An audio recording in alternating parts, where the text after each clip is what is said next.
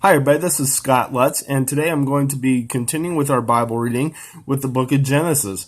We are going to be continuing to talk about the flood, and Noah is about to enter the ark, so let's go ahead and get started. It is Genesis 7, 1 through 24.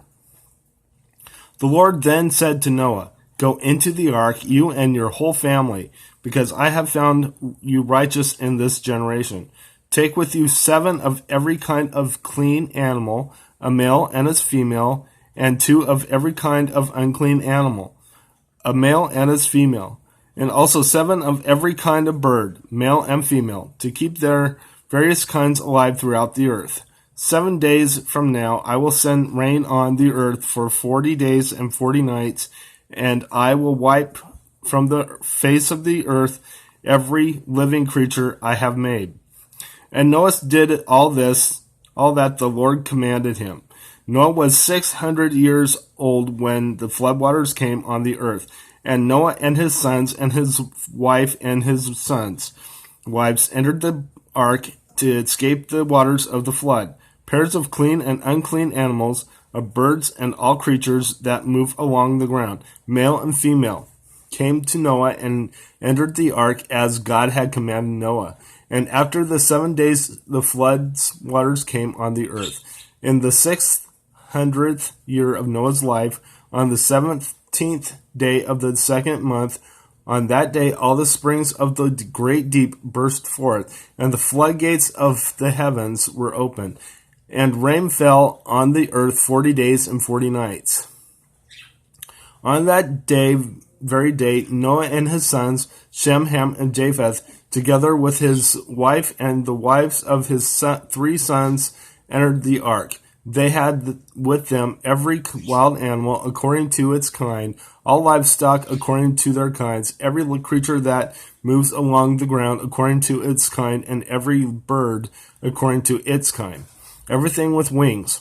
Pairs of all creatures that have the breath of life in them came to Noah and entered the ark.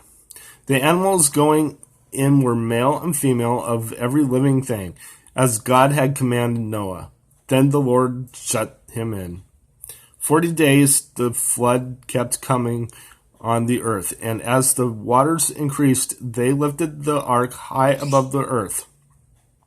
The waters rose and increased greatly on the earth, and the ark floated on the surface of the water. They rose greatly on the earth, and all the high mountains under the entire heavens were covered. The waters rose and covered the mountains to a depth of more than 20 feet. Every living thing that moved on the earth perished. Birds, livestock, wild animals, all the creatures that swarm over the earth, and all mankind. Everything on dry land that had the breath of life in its nostrils died. Everything living thing on the face of the earth was wiped out, men and animals, and the creatures that moved along the ground, and the birds of the air were wiped from the earth. Only Noah was left, and those with him in the ark. The waters flooded the earth for 150 days. So, when you read about the flood, is evidence when you listen to the right people that there was actually a flood. The Grand Canyon in the United States is proof that there was a great flood. The fossils of dinosaurs that we find, they're also proof that there was a great flood. And I believe that the theory of an ice age is connected to a flood, their idea. So that's possible proof. And then, of course, I'm not sure if this is for sure, but the oceans could be remnant of the flood. That's not a positive scientific fact, but that's a theory I've had. So but the 2 things that we know show that there are was a great flood, was the Grand Canyon, and how the dinosaurs left behind who couldn't get into the ark, how their remains are stored through time. Those are proofs that was an actual flood on the earth, one that destroyed the entire earth. Now, here's the thing that we also have to consider.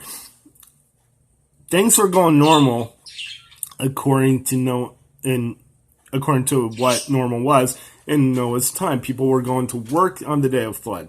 People were getting married on the day of the flood. People were tending to their children on the day of the flood. All these things were normal on the day of the flood. That is the same way things will be when the rapture is coming. Everything will be normal. Everybody will be going throughout their day. They'll be sleeping warm in their beds. They'll be doing everything that they would normally do, and boom, the rapture will come.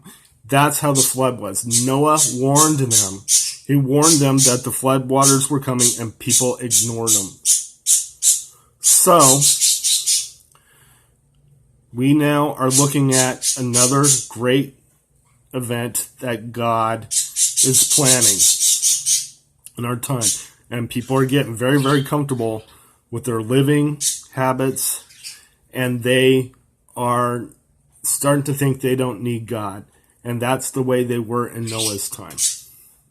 So next time, we'll come back to chapter 8 when we come back to Genesis. But tomorrow we will go into Matthew. So God bless you. I will see you tomorrow.